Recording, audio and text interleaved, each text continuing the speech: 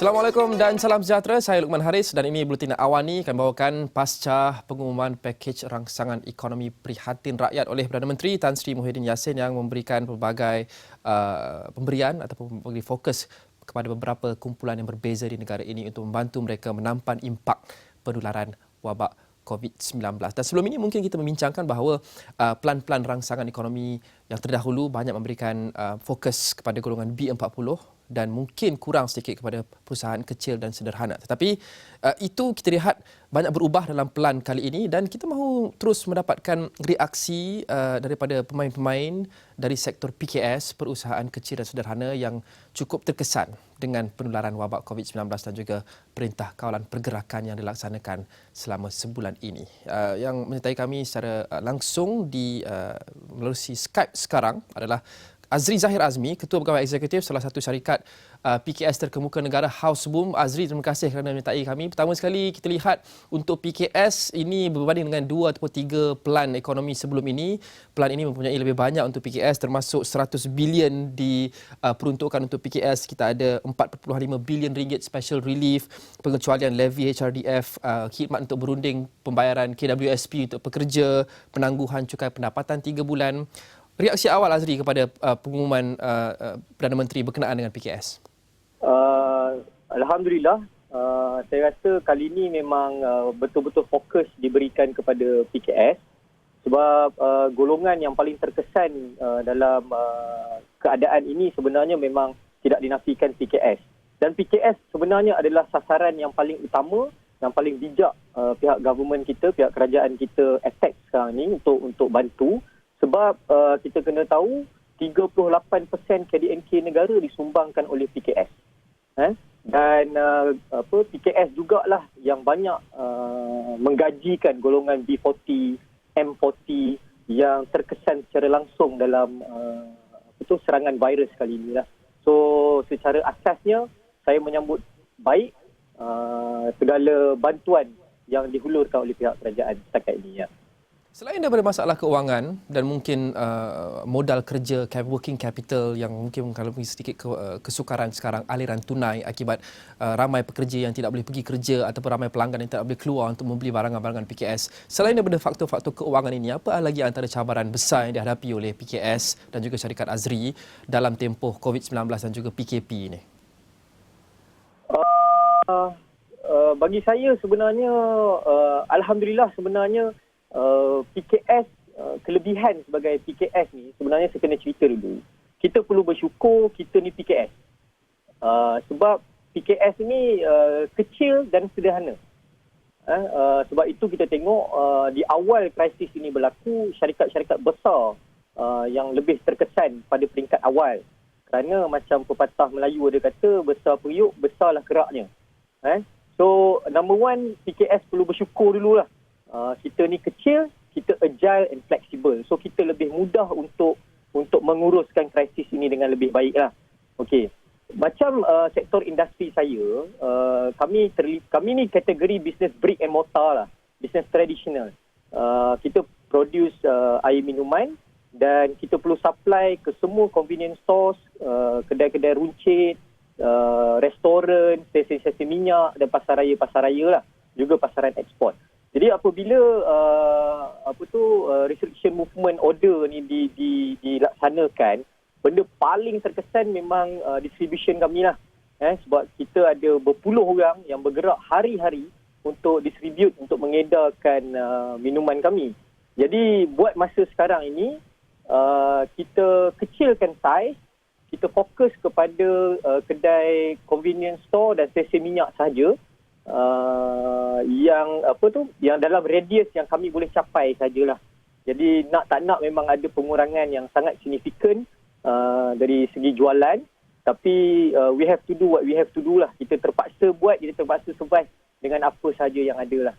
Tapi apa yang Azri sebut tadi, PKS ini kecil, agile, adalah mungkin satu kelebihan apabila mereka perlu menyesuaikan diri dalam tempoh PKP dan juga COVID-19. Tapi adakah ini bermaksud juga kerana PKS ini kecil dan sederhana, mereka mempunyai kurang kapasiti keuangan untuk menahan tempoh ini sehingga keadaan kembali normal? Ya, Sebab itu memang paling terkesan lah. Sebab kita kecil, revenue kita juga kecil. Tapi tidak bermaksud kos yang kita tanggung juga kecil.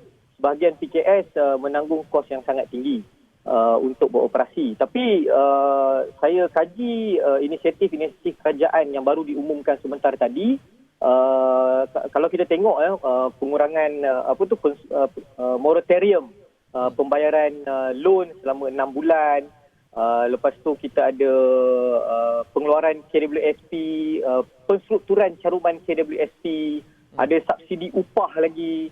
So saya rasa ini semua untuk memberikan cash in hand yang lebih kepada PKS untuk survive dalam tempoh bukan sahaja dalam tempoh kawalan pergerakan ini saja.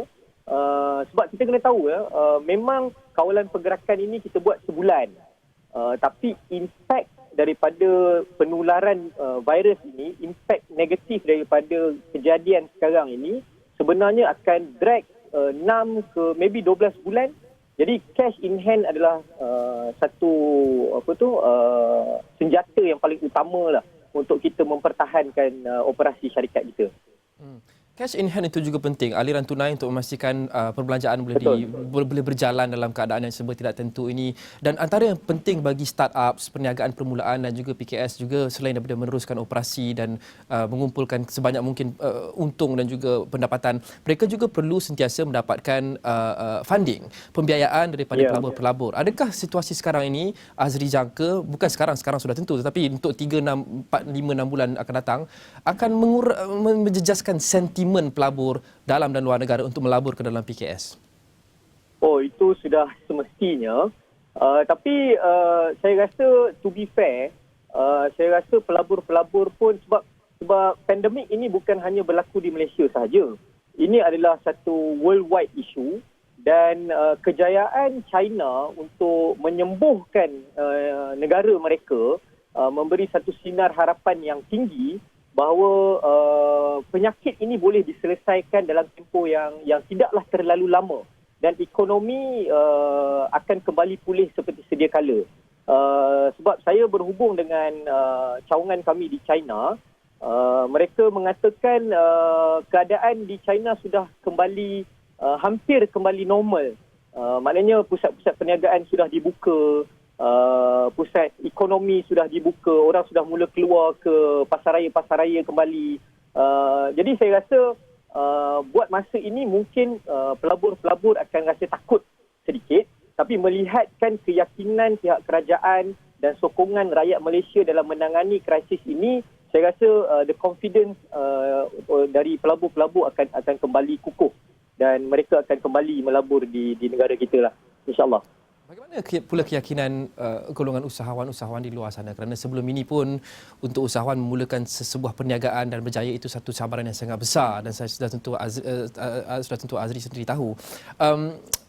Dia memerlukan banyak keberanian, banyak ketabahan bagi usahawan-usahawan yang mahu membina perniagaan selepas ini melihat kepada apa yang mungkin berlaku sekelip mata dan mengubah dunia mereka, mengubah struktur ekonomi negara, mengubah pasaran. Adakah dia akan mempunyai kesan yang berpanjangan kepada sentimen usahawan untuk memulakan perniagaan di negara ini? Saya rasa sepanjang benda ni berlaku, hikmah yang saya dapat collect daripada kejadian ini sebenarnya kita PKS ke, company syarikat-syarikat besar ke, kita perlu sentiasa menyediakan payung sebelum hujan lah. Maknanya dalam setiap perniagaan yang kita buat atau bakal buat, nanti kita kena insert kejadian-kejadian sebegini dalam kita punya business plan. Maknanya setiap perniagaan kalau nak buat selepas ini, kita kena ada risk assessment. Dah kena buat daripada awal. Kita kena masukkan pandemik punya isu sekali. Normally syarikat-syarikat PKS yang di Pantai Timur, dia akan masukkan bulan sekian-sekian banjir. Itu adalah risk assessment lah. Kalau banjir, apa kita nak buat? So lepas ini kita kena masukkan, kalau serangan virus, apa kita nak buat? Kalau negara kita partial lockdown, apa kita nak buat? Kalau lockdown, apa nak buat? So macam di Houseboom, kami ada risk assessment kami sendiri dan kami ada business continuity plan, BCP yang kita dah develop untuk menghadapi situasi-situasi beginilah.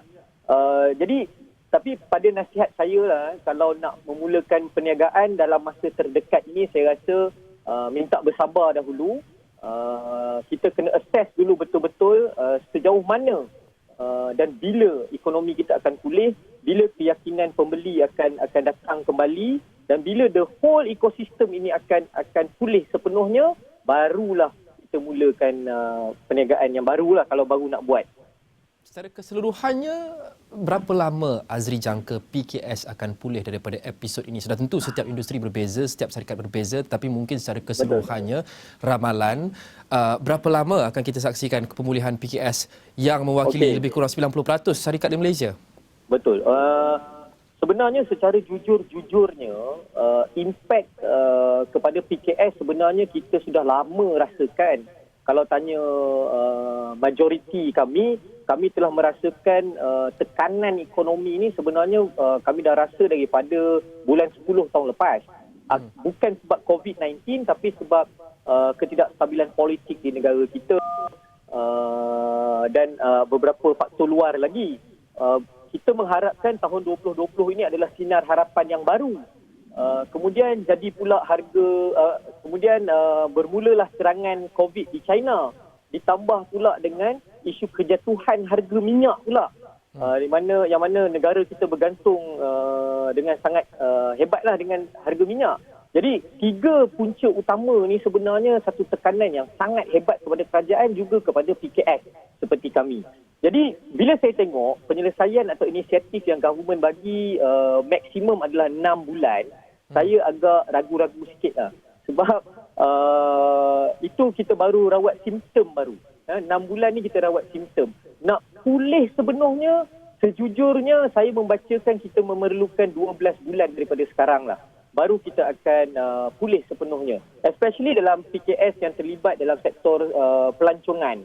Sebab the phobia tu saya pasti akan melekat lama lah. Sebab ini bukan penyakit biasa-biasa, ini penyakit yang membawa maut. Macam sekarang ni pun, walaupun kita ada all the facilities, delivery apa semua, pun demand yang tinggi, tapi tak ramai yang berani untuk keluar bekerja.